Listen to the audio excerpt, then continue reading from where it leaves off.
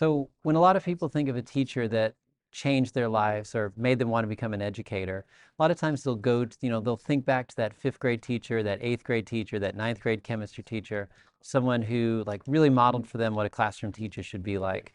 For me, my story is a little bit different. I did not go into college expecting to become a teacher.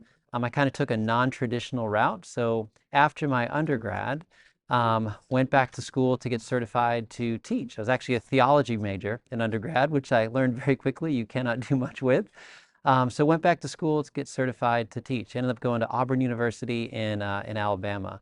As part of that program, I got a chance to do a student teaching. It's kind of at the end of every teacher experience.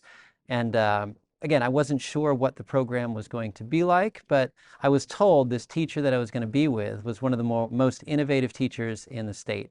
And they paired me up with Miss Harrow Strickland. She was a fifth grade teacher, had been teaching for years, lots of experience, lots of cool and unique, innovative things that she was doing with her students. And it was the first time that I got to see a teacher doing a lot of not just innovative things, but non-traditional things in the classroom. And she was getting results, engagement from her students. And it was just such a unique display of creativity, not just on behalf of her students, but it was just some of the things that she was doing. She really modeled for me how, sometimes as a teacher, you have that time when you plan a lesson and it just flops. It does not work. And I remember one time specifically, she said, y'all, this is not working.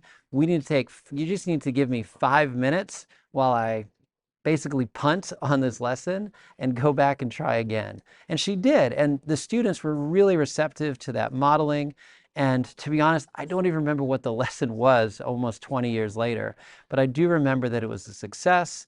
And I remember that for me, it really modeled what a good teacher does, and that we understand we're not always going to be perfect. We understand that, hey, we might have those days that are great. We might have those days when we just need a punt on our lesson and just try again.